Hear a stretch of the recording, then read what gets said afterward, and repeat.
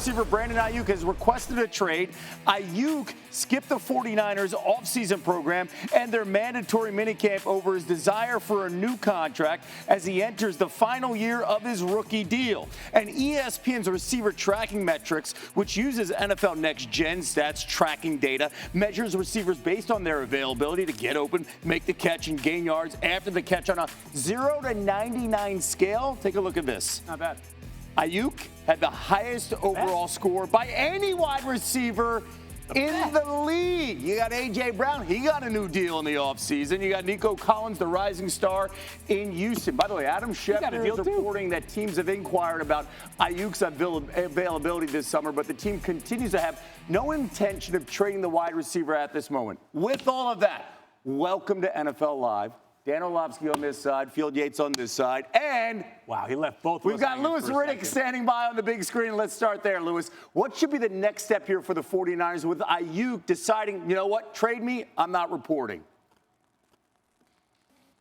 Their next step should be really to just kind of sit pat. Look, he can't really do anything. This is going to be about San Francisco reconvening and figuring out, as they probably already had talked about anyway in the offseason, how were they prioritizing their wide receivers anyway? What was going to be the plan going forward, considering the fact that they drafted Ricky Pearsall and Jacob Cowing this year and re-signed Juwan Jennings? All along, they knew that either Brandon was going to be signed to an extension and be kept in the fold, and then Debo was going to be sent down the road in a year, because after this year, his dead cap money for 2025 for Debo Samuels goes down dramatically, and they were going to go that way. Or is it going to get to the point where now they just kind of get tired of the fact that Brandon Aiyuk values himself and looks at himself as a $30+ million per year wide receiver, and they just don't see it that way, and they decide to go ahead and see what they can get for him. Either way, one of these two guys was not going to be in the long-term plans because financially it just does not make sense, and that's why they went and drafted the receivers that they did in anticipation of them making this decision. Now, look, according to San Francisco, they have no intention of trading Brandon Aiyuk. I wouldn't either.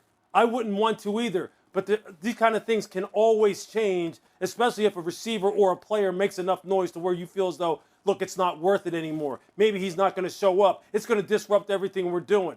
It'd be interesting to be a fly on the wall inside of the 49ers complex right now. Okay, by the way, we're going to get to the Ricky Pearsall conversation in a moment. You mentioned the bill. It's a large one. It's going to be due very soon on Brock Purdy.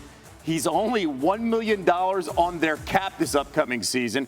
Purdy is extension eligible after this season. You got Debo, you got Kittle, Juwan Jennings are all up after the 2025 season. So, Dan, let's start with you. When you look at the names, all right, we're going to take Purdy out because we know how much you love the quarterbacks. Who should be the top priority long-term here when you look at the weapons for the 49ers? Brandon Aiyuk. Yeah. As of right now, the San Francisco 49ers are the favorite to win their division and their conference, rightfully so. Brandon Aiyuk is not a San Francisco 49er. I would not take them to win their division. I would take the Los Angeles Rams. I think he's that important to this offense. Context matters. One, this is an offense that demands a very versatile number one wide receiver that you can move around in a bunch of different ways into formations. Two, you got to be able to block on the perimeter. You got to be willing and capable to block on the perimeter consistently. Brandon Aiyuk is in the conversation for the best in the NFL to do that. Number three, if Brandon Aiyuk is not on the team, who are they throwing the football to downfield to the wide receiver spot? They don't have that person. Now, Ricky Pearsall might develop into that. That's a big ask. Debo Samuel's not necessarily that person. He's the guy that they get the ball to a ton. Cap gave me this great stat. In the last 15 years, there's been 79 guys that have had 100 targets over the course of the season. And out of those 79 receivers, 70% of the catches Brandon Aiyuk, out of 100 targets, he caught 70% of them. They averaged 14 yards of depth. That's the best over that 15 yards. So the best vertical threat amongst those high-volume target guys. Correct. Okay. So he not only catches the ball downfield, but he's a reliable pass-catching wide receiver. You're going to take that off a Super Bowl contender? So, but then you have Ricky Pearsall. You got Debo. We understand what he does in Kittle. Yeah. What does Pearsall bring to the table here, Field, as you take a look at his draft analysis? Yeah, I mean, the Pearsall pick was foreshadowing something, right? Not only is he a wide receiver, he's also going to be 24 years old during his rookie season. He's the kind of player they envision getting on the field sooner than later. Dan mentioned it, though. This kid can fly. He's a twitched-up athlete. But is he there yet? And when your window to win is right now, I mean, this team's been to the Super Bowl twice in the past 5 seasons.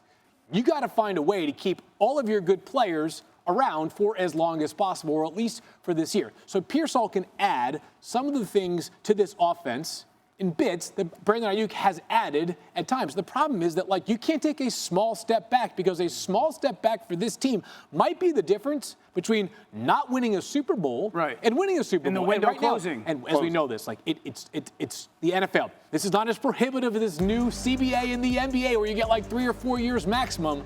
But when Brock Purdy's contract is done next offseason, and it's somewhere close to $60 million, that's right, $60 million per year, roster construction is going to take on a new phase for San Francisco, and it may mean that of the 7 players they have on their roster right now, making $15 million per year or more, tied for the highest in the NFL, by the way, some of those guys may no longer be there. Difficult decisions are going to come. Question. Ricky Pearsall. Is he more suited to fit, and this might be unfair, the Brandon Aiyuk role or the Deebo Samuel role? Aiyuk, for sure. Now, he's a Really? good after-the-catch player, but just from a size standpoint, I think more Aiyuk than Deebo.